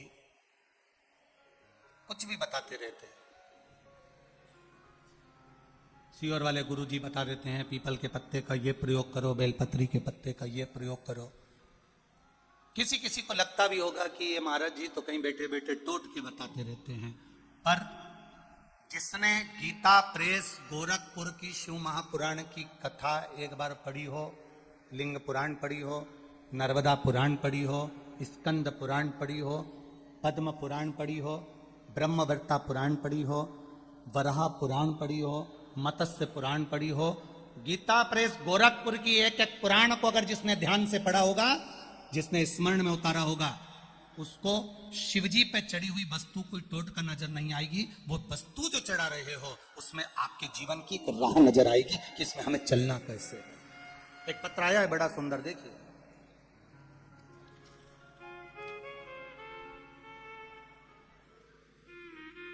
मेरा नाम सुनील सिंह पवार, पिता रूप सिंह पवार, ग्राम टोडी, मांगलिया, जिला इंदौर, तहसील सावेर। मेरा मोबाइल नंबर ये है। मेरा फोटो भी लगाकर भेज रहा हूं गुरुजी। जो मेरे मुंह में कैंसर हो गया था, उस कैंसर का फोटो, मेरे मुंह का फोटो लगाकर भेज रहा हूं। कहीं बैठे हो तो हाथ जरूर हिलाइएगा। श्री सुनील सिंह पवार, रूप सिंह पवार, कहीं बैठे हो तो दोनों हाथ हिलाइएगा। कहीं बैठे हो तो मैं फोटो लगाकर भेज रहा हूं गुरुजी। इस फोटो को आप लोग टीवी के माध्यम से, एलईडी के माध्यम से देख सकते हैं। आप ही हैं, दोनों हाथ हिला दो एक बार ऐसा। श्री शिवाय नमस्तुभ्यं। इस फोटो को आप देखेंगे, फोटो में पूरा गाल कटा हुआ है। आप इस फोटो को अगर देखेंगे पास में से तो पूरा गाल कटा हुआ है। गुरुजी, मैं सुनील सिंह पवार, पिता रूप सिंह पवार, ग्राम निवासी टोंडी। मुझे 22/1/2021 को एक चोट लग गई थी। उस चोट के लगने के थोड़े दिन बाद मेरे मुंह में छाला हो गया था। छाला हो जाने के कारण उपचार चालू करा और उपचार करते करते डॉक्टर को दिखाया तो उन्होंने कहा यह साधारण छाला नहीं है, इस कैंसर है। हम छाले की जांच करवाएंगे, मुंबई भेजेंगे। मुंबई में रिपोर्ट भेजी गई और उसमें कैंसर बताया गया। उसके बाद में डीएनएस हॉस्पिटल में ऑपरेशन करवाया गया। ऑपरेशन कराने के बाद भी सिकाई चलती रही पर आराम नहीं लगा। थेरेपियां चलती रही, कीमो चलता रहा, आराम नहीं लगा। मेरे परिवार के किसी व्यक्ति ने सुन लिया कि शिव महापुराण में महाराज बोलते हैं कि रुद्राक्ष का जल, अगर कुबेरेश्वर धाम का रुद्राक्ष है, उसको तांबे के लोटे में गलाकर उसको शिव जी पे चढ़ाकर उसका जल पीना चालू करो, उसमें आराम लगेगा। गुरुजी, मैं खुद सीहोर गया 9/4/2022 को।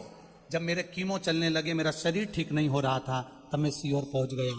वहां पर अपनी रिपोर्ट फाइल दिखाकर एक रुद्राक्ष लेकर आ गया। उसको मैं तांबे के लोटे में गलाता, शिव जी को जल चढ़ाता और वो जल मुख में पीकर थोड़ी देर तक रखता। गुरुदेव, मेरे सारे जांचें फिर चालू हुई और बाबा की कृपा से जो 1 साल से इतना तकलीफ में था, बाबा ने अब मेरा हाथ पकड़ लिया। एक भी कीमो नहीं हो रहा, एक भी गोली नहीं चल रही और मैं कैंसर के रोग से मुक्त हो चुका हूं। आज बाबा को यहाँ प्रणाम करने आया हूं। दोनों हाथ हिला दो भाई एक बार। श्री शिवाय नमस्तुभ्यं। बैठिए। हर हर महादेव। शिव तत्व इसी को कहते हैं। मैंने अपना फोटो भी लगाया है, ये शिव तत्व था। एक पत्र और बड़ा सुंदर है, देखिए। मेरा नाम पूजा मनोज चौहान, मैं रोलाए बेटमा के पास से हूं। 1 लोटे जल का क्या महत्व है गुरुजी? पूजा मनोज चौहान, जहां कहीं बैठे हो हाथ हिलाइएगा, दोनों हाथ अवश्य हिलाइएगा। पूजा मनोज चौहान, कहीं बैठे हो तो हाथ हिलाइएगा। 1 लोटे जल का क्या वर्णन करूं गुरुदेव?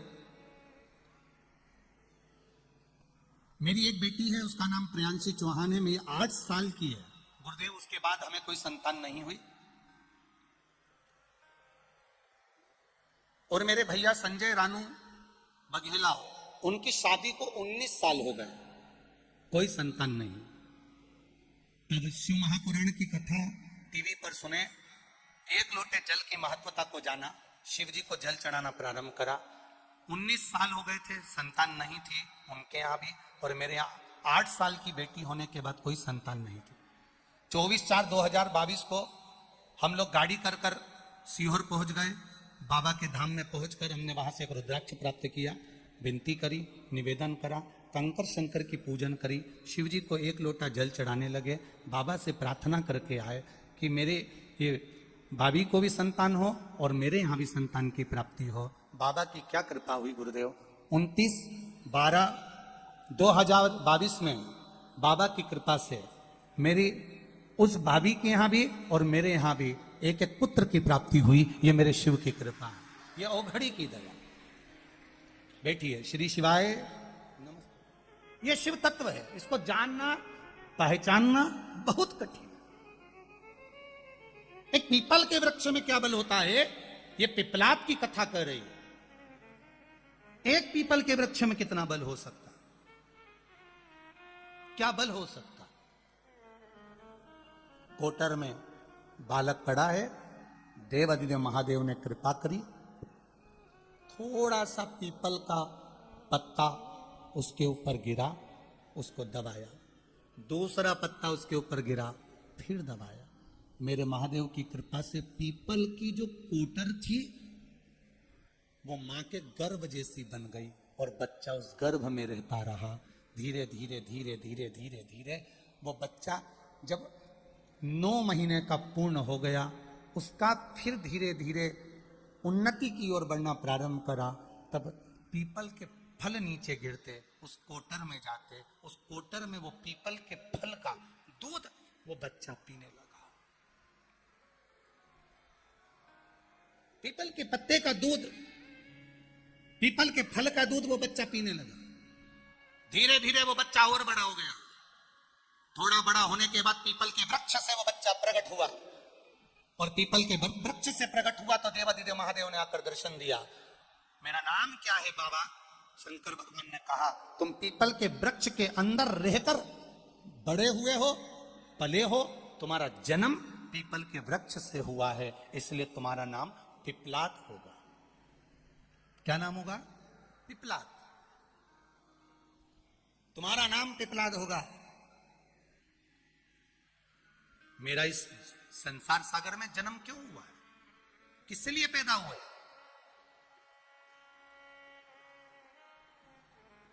संसार सागर में जन्म का कारण क्या है हमारा? एक बात बहुत अपनी जिंदगी में उतारिएगा, रखिएगा। कई लोग सोचते हैं मेरा जन्म भगवान ने क्यों करा, मैं तो मर जाऊं तो अच्छा। किस लिए जन्म हुआ? मर जाऊं तो अच्छा। भगवान इस मृत्यु लोक में अगर आपको रखा है तो केवल यूं ही नहीं रखा है।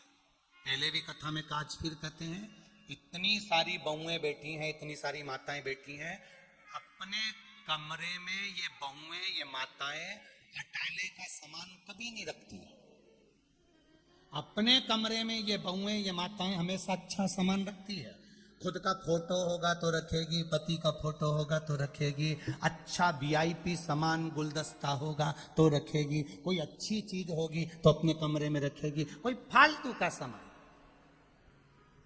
फालतू का कोई सामान। आप में से कितनी माताएं जिस कमरे में सोती उस कमरे में सुपड़ा रखती हो? सुपड़ा देखा? अरे बोलो तो सही। वो ऐसा होता है फटकने वाला, वो ऐसा फटकन देते ना, तो शादी में बड़ा काम आता है। माँ कभी भी अपने लड़के, जब तक लड़का कुंवारा रहता है ना, माँ उसके सामने कभी ऐसे नहीं फटकती। क्यों? क्योंकि मालूम है माँ को, अगर इसके सामने ऐसा फटका दे दूंगी तो दहेज नहीं आएगा। इतनी चतुर होती है माँ। उसके छोरा हट, क्यों फटकना है, हट उधर उधर उधर उधर। वो नहीं हटे तो माँ ऐसी घूम ही जाए और यूं फटक। उसमें 2 कोने होते हैं, सुपड़ा में 2 कोने होते हैं। और सुपड़ा क्या काम आता है? कचरा झाड़ने के लिए। अच्छा, सुपड़ा जो काम करता है वही काम चलनी करती है। चलनी का काम क्या है? कचरा झाड़ने का। सुपड़े का काम भी कचरा झाड़ने का, चलनी का काम भी कचरा झाड़ने का है। पहले के समय में सुपड़ा चलता था, आज के जमाने में चल नहीं चलती। दोनों में एक ही अंतर भारी है, सूपड़ा कचरे को बाहर पटक देता है, अच्छे अच्छे दाने अपने पास रख लेता है। चलनी अच्छे अच्छे दाने को नीचे कर देती है, कचरा कचरा अपने पास रख लेती है। अब अंदाजा लगाकर बैठना कि तुम सूपड़ा हो कि चलनी हो। सूपड़ा अच्छे दाने को अपने पास रखता है और कचरे को फटक देता है। चलनी अच्छे दाने को पटक देती है और कचरे को अपने पास रखती है। शिव महापुराण की कथा कहती है, जीवन में बनो तो सूपड़े जैसे बनो, अच्छाई को अपने पास रखो और बुराई को छोड़ते चलो। बुराई पटको। पर कई कई लोग दिन भर चलनी जैसे कान लगा के बैठी रहे, क्या बोली क्या बोली, पटको। चलनी जैसे कचरा कचरा कचरा, काम लोभ आसक्ति वासना तृष्णा लोभ प्रपंच दुनिया की निंदा बुराई सब अंदर पटको। सूपड़ा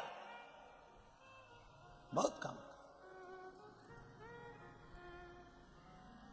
कोई मां कोई व्यक्ति अपने कमरे में अटाला नहीं रखता। अपने कमरे में वीआईपी चीज रखेगा, सामान अच्छा रखेगा, अच्छी चीजें अपने कमरे में रखेगा। जो साड़ी अच्छी है उसको अलमारी में रखोगे, जो किसी काम की नहीं उसको उठाकर रख दोगे, जो रकम काम की है सोना चांदी की उसको अलमारी में, जो बेकार है उसको उठा के बाहर। जब तुम अपने कमरे में अटाला नहीं रखते, अच्छा अच्छा सामान रखते हो, तो मेरा महादेव भी अपनी पृथ्वी पर सब अच्छे अच्छे सामान को रखता है। बेकार तो वो रखते ही नहीं है। क्यों रखेगा? कभी मत सोचो कि मैं बेकार हूं। ना ना ना ना,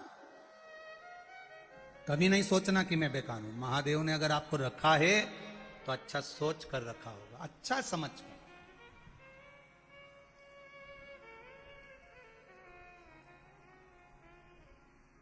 अपने को कभी साधारण नहीं समझना, कभी नहीं। पिपलाद आंखों में जल भरकर आंसू भरकर महादेव के सामने खड़ा होकर रो रहा है, मेरे जन्म का कारण क्या है, क्यों जन्मा मैं। जिसके जन्म लेते से उसका पिता चले गया, जिसके जन्म लेते से उसकी मां चली गई, उस पिपलाद का जन्म किस काम का, उस बालक का जन्म किस काम का? नहीं।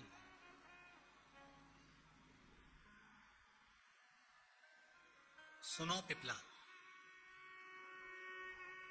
मौत से बचने के लिए गार्ड रख लोगे, मौत से बचने के लिए गनमैन रख लोगे, मौत से बचने के लिए बंदूक वाले रख लोगे, मौत से बचने के लिए पूरी फोर्स लगा सकते हो, पर शिव कह रहे हैं पिपलाद को कि मौत तो वो सत्य है। चाहे तुम बंदूक वाला रख लो, चाहे गनमैन रख लो, चाहे पूरी फोर्स लगा लो, शिव जी पिपलाद से कहते हैं मृत्यु वो सत्य है जो कितने भी गनमैन लगा लो, जब आना होती है तो गनमैन खड़े की खड़े रह जाते हैं और मौत आकर चली जाती है। लगाओ, कितने रखोगे?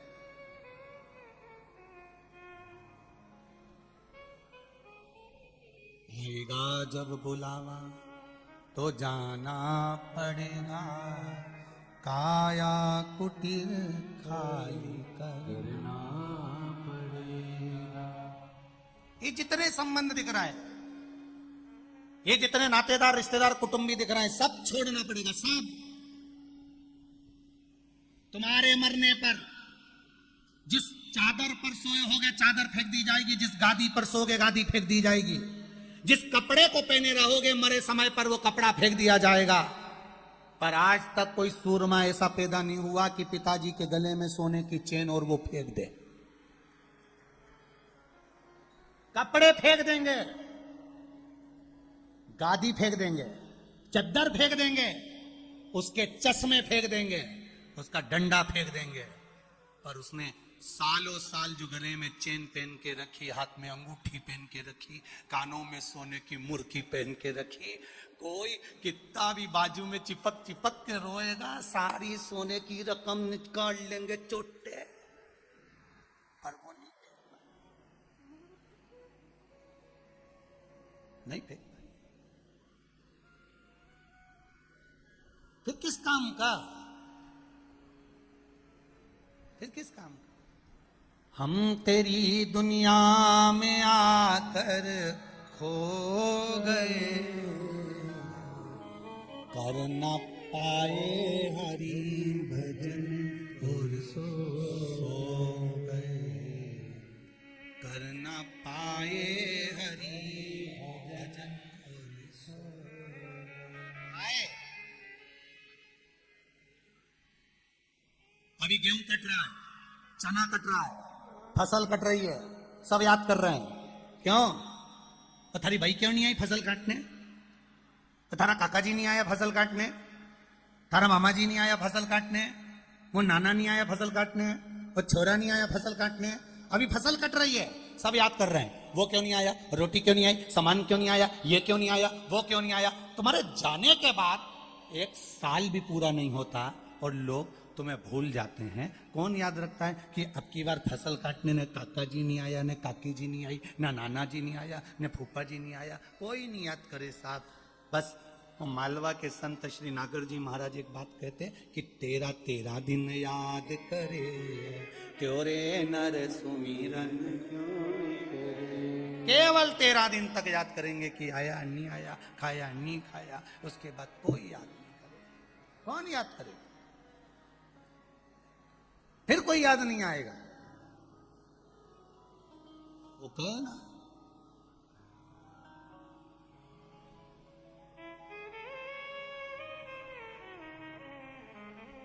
इससे तो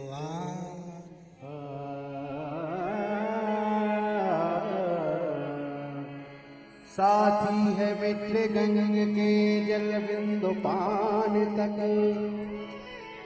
अर्धांगनी बढ़ेगी तो केवल मकान तक। परिवार के सब लोग चलेंगे इस मसान तक, बेटा भी हक निभाएगा तो अग्निदान तक। इससे तो भजन नहीं साथे, हरि के भजन में अकेला रहेगा। है मन ये 2 दिन का मेला रहेगा, कायम ये जग का झमेला रहेगा। केवल एक अंतिम बिंदु है मानव का शरीर। 84 लाख योनियां काटते काटते काटते काटते ये मनुष्य की देह मिली है, मानव का शरीर मिला है। इस मानव के शरीर को पाने के बाद अगर हमने भगवान का भजन नहीं किया, स्मरण नहीं किया, संकीर्तन नहीं किया, संसार में फंसे रह गए तो गए, अगला जन्म नहीं मिल पाया। खूब निंदा करी, खूब बुराई करी, खूब अपशब्द बोला, तो अगला जन्म मेंढक का मिलने वाला है। बेटमा वालों, तुम चिंता मत करना, तुम्हारा मेंढक का जन्म नहीं मिलेगा। तुम्हें चिंता करने की जरूरत नहीं है, क्योंकि तुमने शिव भक्ति को धारण करा है, शंकर का भजन किया, स्मरण किया, मंत्र जाप किया, नाम जाप किया, नाम कीर्तन किया। साधारण जन्म नहीं हो सकता। मैं बेटमा नगर के एक एक व्यापारी को धन्यवाद दूंगा जिन्होंने अपने अपने दुकान के सामने पीने के पानी के बड़े बड़े टैंकर लगा रखे हैं, दिन बड़े बड़े नादे भर कर रखी है। कितनी भक्ति, कितनी भक्ति। दुकान पर ना बैठकर दुकान के बाहर खड़े होकर जनमानस की सेवा में लगे हुए हैं बेटमा नगर के ये जितने व्यापारी हैं। एक बार जोरदार ताली बजाओ इनके लिए, बहुत बहुत साधुवाद।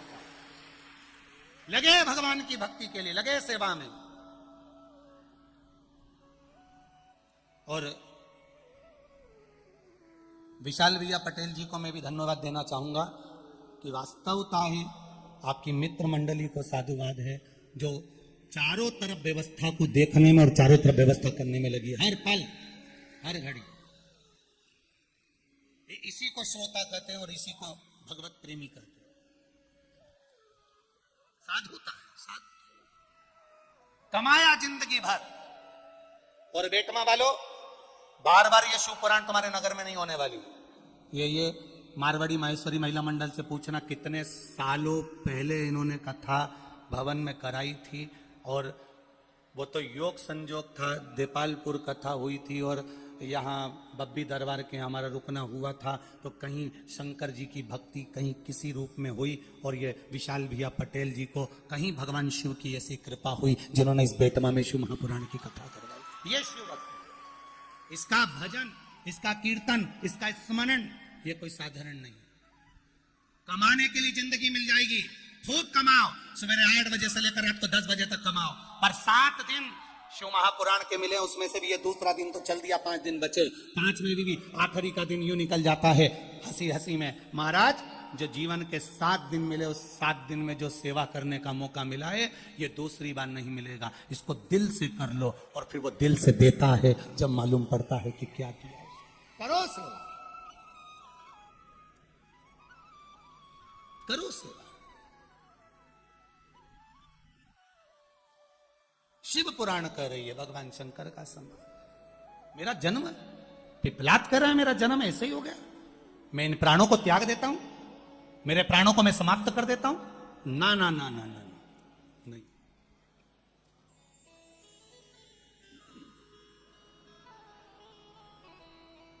इन प्राणों को तुम्हें नहीं त्यागना है, क्योंकि मेरे मृत्यु लोक में जो रहता है वो ऐसे ही जन्म नहीं लेता, ना जाने कितने कितने कोटि जन्म निकल गए होंगे और प्रभु की कृपा हुई होगी, तब जाकर ये मनुष्य का शरीर मिला होगा।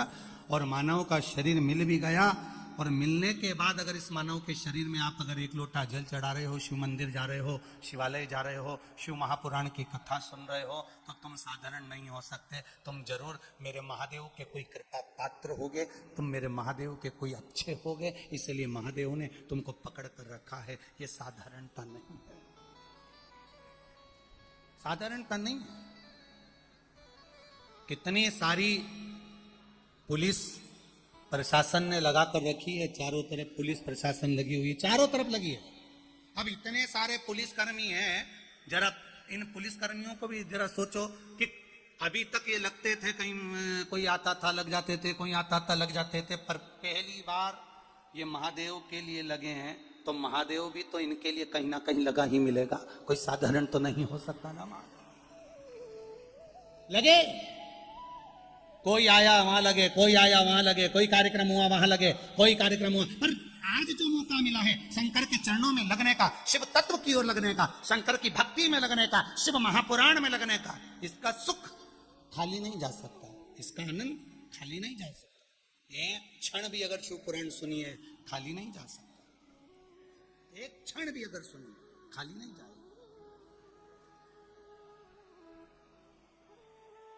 मेरे भोले तेरा सहारा है, मेरे भोले तेरा सहारा है, मेरी नैया का तू किनारा है, मेरी नैया का तू किनारा। शंकर भगवान बोले कि मौत से नहीं बचा जा सकता, पर इतना याद रख पिपलाद, अगर तुझे मरना होता तो तू पहले ही मर जाता, पर भोलेनाथ जी ने तुझे क्यों बचा कर रखा? आखिर मैंने तुझे क्यों बचा कर रखा? क्योंकि तुझ में कोई हुनर होगा, तुझ में कोई गुण होगा, तुझ में कोई तत्व होगा, जिस तत्व के बल पर तुम इस ज्ञान को, इस भक्ति को आगे बढ़ाता चले जाए। कुछ तो होगा, कुछ तो प्राप्त होगा।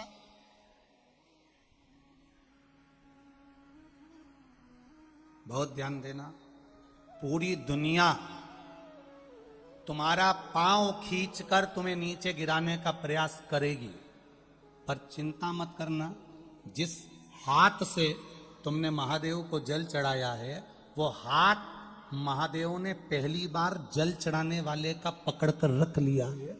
दुनिया कितनी भी गिराए, पर महादेव हाथ पकड़ा है तो तुम गिर नहीं सकते। संभला, संभला।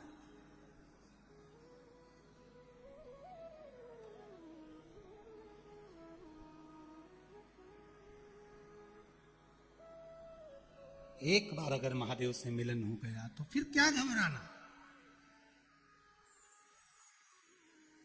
पिपलाद, आंखों में जल भरकर रो रहे हैं, आंखों से आंसू बह रहे हैं। मेरी माता गई, मेरे पिता गए, मेरे जन्म के कारण मैं पीपल के वृक्ष के इस कोटर में पड़ा रहा।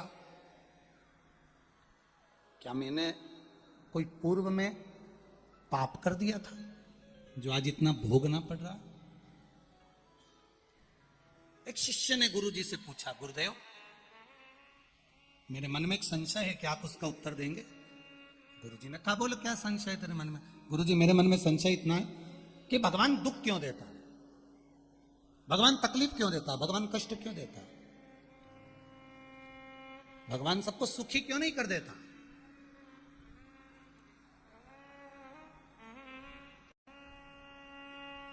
भगवान सबको सुख क्यों नहीं दे देता? ये भगवान सबको दुख क्यों देता है? शिष्य के शब्द सुने तो गुरुजी ने कहा, तू चिंता मत कर, मैं एक बात बता रहा हूं, अच्छे से सुन। चल, इसका उत्तर मैं तुझे नाव के अंदर बैठ कर दूंगा। चल, नाव घाट पर बुलाई। गुरुजी और चेला नाव में बैठ गए और नाव में बैठकर गुरुजी ने दो पतवार में से गुरुजी ने एक पतवार उठाई और गुरुजी उस पतवार को हिलाने लगे, चलाने लगे, नाव चलने लगी और नाव गोल गोल घूमने लगी। अब एक पतवार से अगर नाव को खेओगे तो वो घूमती जाएगी, बस घूम रही, आगे नहीं जा रही। वो नाव आगे बढ़ी नहीं रही। चेला हंसने लगा, शिष्य हंसने लगा, गुरुजी से कहने लगा, गुरुजी ये नाव आगे बढ़ने वाली नहीं है। गुरुजी ने पूछा, क्यों? ये यहीं घूमती रहेगी क्योंकि आप एक पतवार से चला रहे हो। जब तक इसमें दो पतवार नहीं होंगे तब तक ये नाव आगे नहीं बढ़ेगी। गुरुजी ने भी यही कहा, तो इतना समझदार होकर ऐसी बात करता है कि भगवान सुखी सुख क्यों नहीं दे देता, दुख क्यों देता है? तुरंत गुरुजी ने कहा, ये दो पतवार है, एक सुख की एक दुख की, ये दोनों पतवार चलती है तब जाकर नाव किनारे लगती है। उसी तरह ये मनुष्य के शरीर में सुख और दुख दोनों आते हैं, तब जाकर ये मंजिल तक पहुंच पाता है और परमात्मा तक जा पाता है। दोनों मिले, दोनों।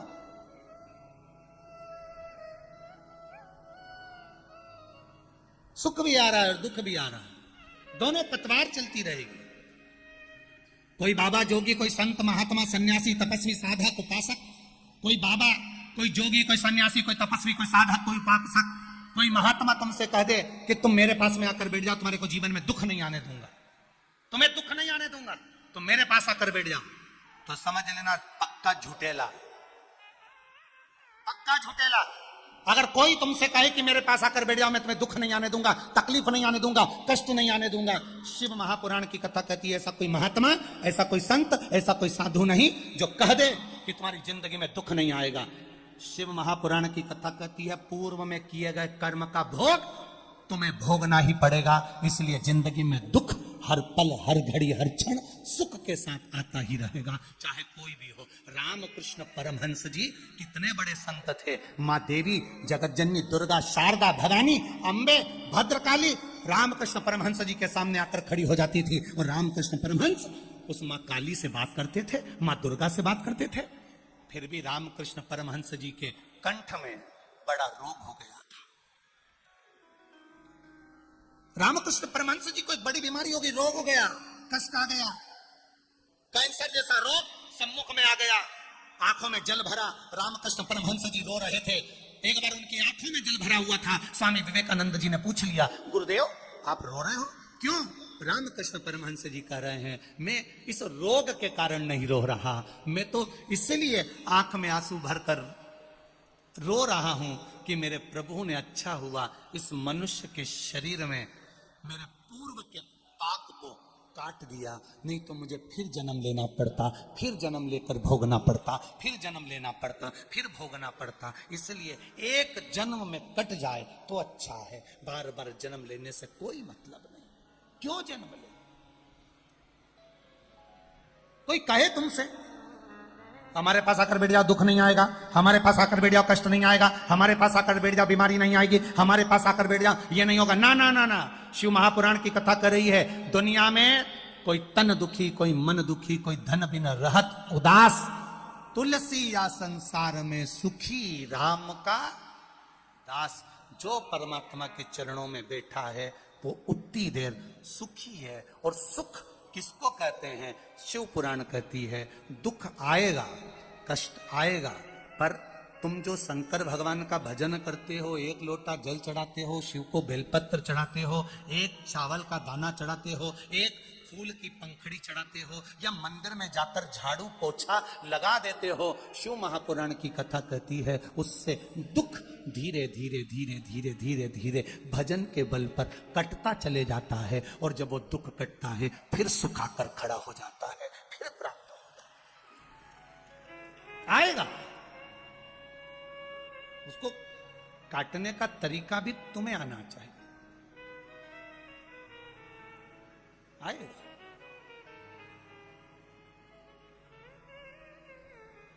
शिव कथा कह रही, भगवान शंकर का संवाद कह रहा।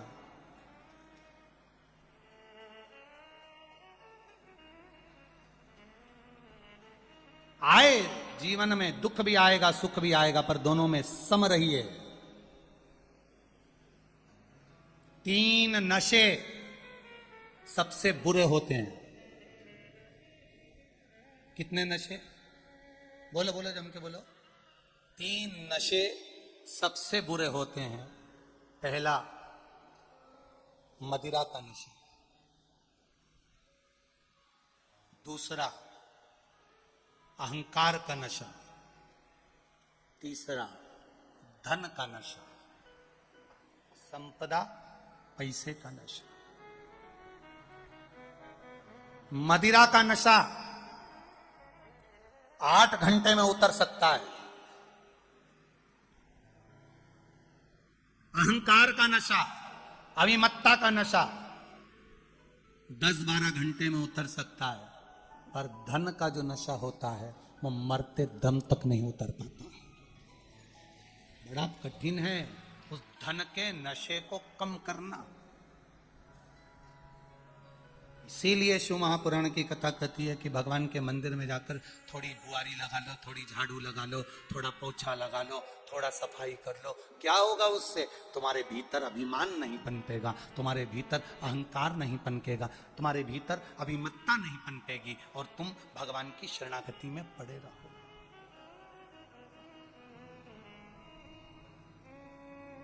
हरिओम नगर में आया है, हरिओम में नमस्तुभ्यं श्री शिवाय, नमस्तुभ्यं श्री शिवाय, नमस्तुभ्यं भोला सब दुख काटो मारा, ओ भोला सब दुख काटो मारा। शिव शंकर जपो तेरी माला, भोले बाबा जपो तेरी माला, भोला सब दुख काटो सब दुख काटो। शिव कथा कह रहे हैं। भगवान देवादिदेव महादेव ने पिपलाद को ज्ञान दिया, समझाया ये जन्म बार बार नहीं मिलता, मृत्यु लोक में आए हो तो कुछ अच्छा कर कर जाइए। निंदा, अपशब्द, गालियां दुनिया में देने के लिए भगवान कहते हैं बहुत हैं। भजन करने के लिए ये जिह्वा मिली है, ना कि अपशब्द कहने के लिए मिली है। अच्छा करिए, श्रेष्ठतम करिए। जब अच्छा करोगे अच्छा प्राप्त होगा। एक किसी ने बड़ा सारा पत्र लिखकर भेजा, देखो कितना बड़ा पत्र है, आप ही देखिए। और ये मैं सुधा बेन अशोक भाई जायसवाल, गांव जरोद, बड़ौदा, गुजरात से आई हो। कहीं बैठे हो तो हाथ हिलाइएगा। आप ही हैं दोनों, ऐसा हाथ हिला दीजिए एक बार। श्री शिवाय नमस्तुभ्यं। मैं सुधाबेन अशोक भाई जायसवाल, एक बार वापिस हाथ हिलाओ। गांव जरोद, बड़ौदा, गुजरात से मेरा मोबाइल नंबर ये है। महादेव को दिल से पूजा जाता है, दिन से नहीं। गुरुदेव क्या बखान करूं भोले बाबा का, एक लोटा जल और एक बेलपत्र का। मेरी बेटी की शादी को कई साल हो गए थे, संतान सुख नहीं था। डॉक्टर जांच करवाई, दवाई भी बहुत करवाई। मेरी बेटी के गर्भाशय में 4 इंच की गठान थी, वो भी निकलवाने के लिए डॉक्टर बोले तो निकलवाई। डॉक्टर का कहना था कि गठान निकलवाने के बाद ही गर्भाशय रहेगा। फिर महादेव की कृपा ऐसी रही कि बड़ौदा में कथा का आयोजन हुआ और मेरी बेटी वहां आकर आपकी कथा 7 दिन तक लगातार कथा के पंडाल में रहकर कथा सुनती रही। कथा सुनने का फल क्या हुआ, बेटी ने सफेद आंकड़े की जड़ 21 बार शिवजी पर से घुमाकर तुमरुगा जी का नाम लेकर कमर में बांध ली और शिवजी पर विश्वास रखकर 1 लोटा जल मंदिर में चढ़ाती, मंदिर से बेलपत्र लाकर खाती। बाबा की कृपा देखिए, 4 इंच की गठान उसके गर्भाशय में थी। डॉक्टर ने मना कर दिया था जब तक गठान रहेगी तब तक संतान नहीं होगी।